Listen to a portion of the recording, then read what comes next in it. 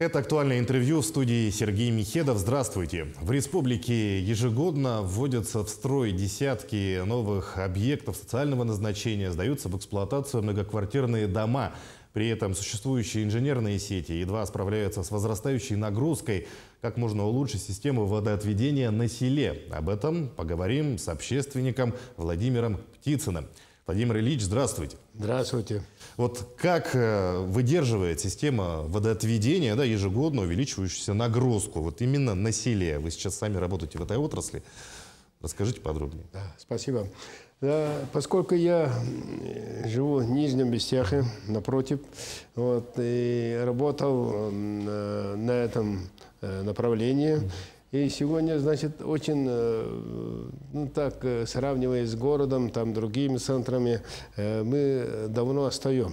Очень отрадно, что вот сегодня руководство республики строит очень много хороших, душа радуется, школ, детских садов, больниц, спортивных залов, вплоть даже вот бассейнов. Но его инфраструктура обслуживания, в общем-то, желает на селе, еще раз подтверждаю, что лучше. Сегодня в республике более 400 населенных пунктов. 445. Я был когда-то в самоуправлении, работал, поэтому знаю. Вот из этой 445 можно 2-3 посчитать, что где-то есть, значит, коллекторная канализация и водоснабжение. Сегодня вот занимается Кардикасов, допустим, Верхневлюйский, потому что он оттуда. Да, он скоро ведет еще в Амге.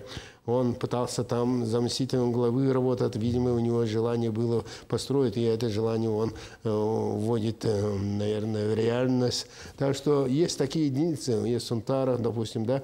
В Нижнем Бестяхе я в 2020 году ввел маленький КОС. КОС – это канализационно-очистная станция, 200 на 200 кубов в сутки, но он обеспечивает, к сожалению, только 1/3 поселка. Вот. Это своими силами, опять же, и кредитные, там, муниципалитет помогает немножко. Ну вот я сегодня хочу поставить вопрос, как решить этот вопрос.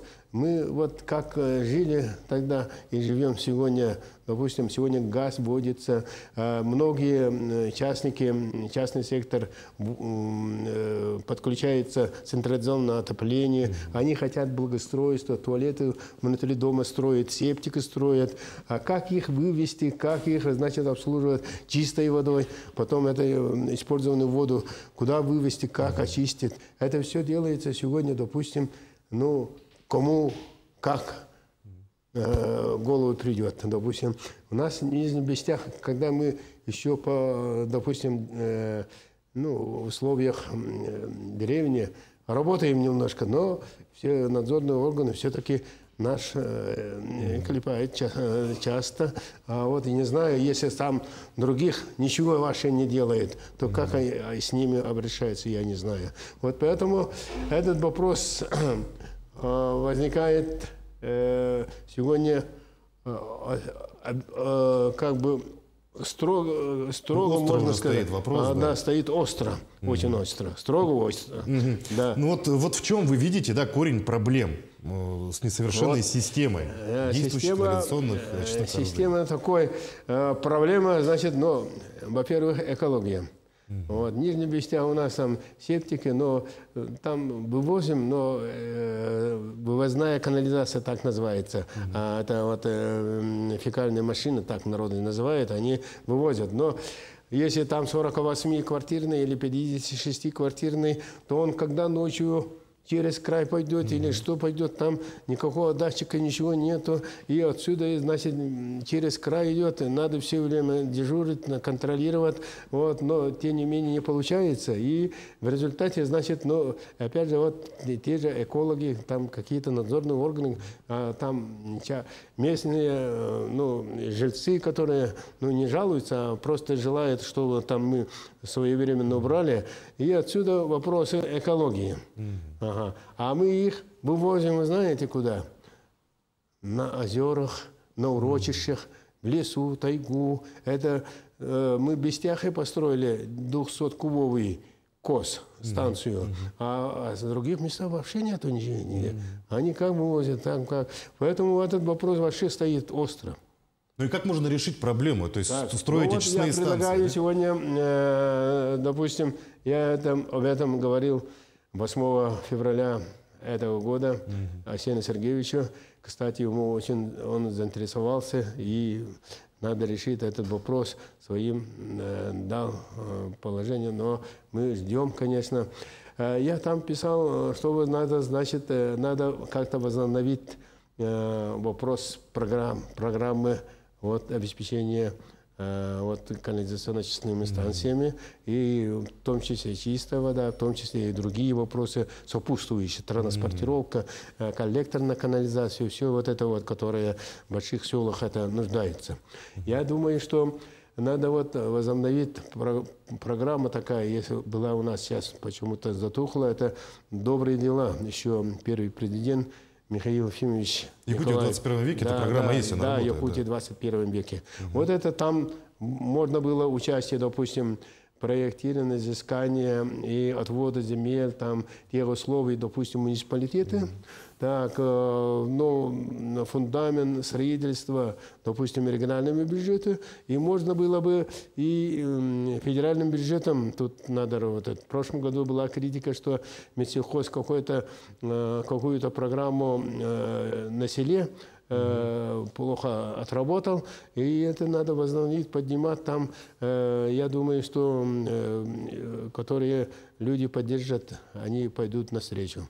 Вот эта программа, и как раз там финансирование, как раз там и желание, допустим, сегодня желание есть. Ко мне выходят там, как ты сделал, ну, чего сделал.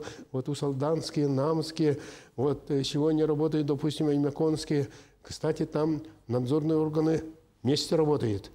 Прокуратура, экологический надзор. Вот они советуют, там контролируют. Проект делает сейчас. Вот потом построят, посмотрим. Ну, это же колоссальные средства, да, это же комплексная программа, которая будет решать эту проблему на селе. Да, это трубопроводы прокладывать, это очень колоссальные средства. А вы изучали опыт других регионов? Я говорю, да, вот трубопроводы, это еще в малых селах еще, возможно, от этого можно так. Вывозная канализация, это ничего. Машина пусть работает, да, это тоже рабочее место.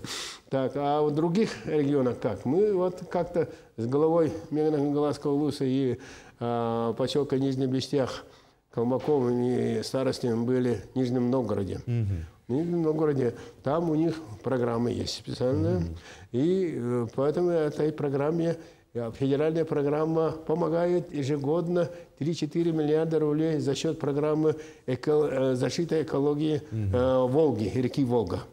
Потому что все же грязи наши стекают в реках. Нам Амга, Лена, там, Лю, все это вот так. Поэтому они там работают и ежегодно запускают в деревнях, в селах вот такие очистные станции. Ну, это положительный опыт, это же можно использовать, опыт, я говорю. Вот мы тоже, значит, давайте займемся. Это же когда-нибудь аукнется. Это сегодня закрывают надзорные органы глаза, это хорошо, но они когда-то, это терпение у них лопнет. На экологии это сказывается, да, конечно, мы это понимаем. Экология подсказывает, общественники выйдут, население вот-вот закричит. И так без тех чуть-чуть сразу там звонки идут. А вот что касается расходов, да, вот в какую сумму может обойтись строительство вот одной, например, такой крупной станции, вот, в райцентре, например? Да, вот у меня там папка осталась, редактор не позволила бумагу с собой взять. Там у меня, значит, КОС этот 200-кубовый, который стоил с дорогами. И там, значит, фундаментом, там сваи и все прочее, 44 миллиона рублей, 200 кубов. Ну, 8, я считаю, что оборудование, допустим, по конце прошлого года, допустим, 400 кубовый стоит, допустим, 82 миллиона рублей. Только оборудование. Там надо фундамент надо делать, там всякие там электричку и все прочее. Отопление. Ну, то есть речь идет о сотнях миллионов, можно так говорить. Можно так сказать, если большие. Вот сегодня, допустим, Аймакон планирует Уснера на 1200 кубов на село, на поселок Уснера. Ну, насколько выйдет, я не знаю. Но так я ориентировочно думаю, что где-то 2 сотни, вот так. А вот что касается, да, наших суровых климатических условий, вот в морозы, как это все будет работать? Вот я к этому, вот много у меня экскурсантов там всяких бывало, там смотрели, приезжали, Нижний Бестях. Тут какое собрание, сразу туда заезжает, главы смотрят, и там модульная установка. Ага. По нашим северным позволительным, там выдерживает и снегопад, и ветра, и морозы, все. Стоит уже с 2020 года, ни на одну секунду не прерываясь работает. Ни на одну секунду. Понимаете? Ну, то есть опыт есть уже, в принципе, есть, да, уже можно использовать. Модульный надо поставить. Если вот там сараем, там домом, там все, это еще дополнительные деньги будут. Это надо, сарай надо отоплением надо обеспечить. А тут этот модуль сам себя топит, там, потому что тепло должно быть не ниже 30 градусов плюс. Ага. Если там ниже будет, то там местное население, я считаю, их что-то микробы умирает. Это биологическая очистка. А вот что касается, да, местных жителей, да, например, не все же хотят подключаться к центральной канализации. Вот у них будет выгода. Я вот сегодня проект сделал. С 3-й попытки прошел госэкспертизу 2 микрорайонов Нижний Бестях. Нефтеваза и Новый Лев называется. С 3-й попытки. Вот Гузакова Галина Алексеевна, ну, молодец, конечно, жестко держит. Это говорит о том, что у нас проектантов нету на эту тему. Проектировщиков нету. Это плохо, что мы с 3-й попытки, вот это вот, я сколько там маленькие предприятия свои деньги туда угрохал. Ну, наконец-то вот на днях они заключение дали, сейчас ценовую оценку пройдем и пойдем в Минжихх. Вот будем как бы реально общаться дальше, уже обсуждать, как говорится, уже обсуждать, что уже финансирование. Более конкретно о финансировании пойдет речь, да? А они просят всегда, если бюджетные государственные деньги, то проект должен быть государственная оценка, государственная экспертиза проекта. Ну что ж, Владимир Ильич, начинание достойное. Желаем вам успехов в вашей дальнейшей работе. Конечно же, договориться, найти способы решения данной проблемы. Ну и, наконец-таки, попасть в программу и обязательно реализовать эти полезные идеи. Ну, спасибо. Я вот почему вышел сегодня, это, вот, допустим, при поддержке главы, поддержке Минжихх, вот, куратор Дмитрий Дмитриевич Садовников поддерживает. Ну, надо же Орионы, вот, муниципальное образование, они тоже какие-то инициативы привести, вот и все это. Вот, к сожалению, время такое короткое. За это время я мог рассказывать все, что угодно. Ну, я надеюсь, вас многие услышали, кто нас смотрит, и вы обязательно пообщаетесь. Ну, хорошо, спасибо. И вам удастся уже договориться более конкретно. Все, спасибо. А я напомню, вы смотрели актуальное интервью. Оставайтесь на нашем канале.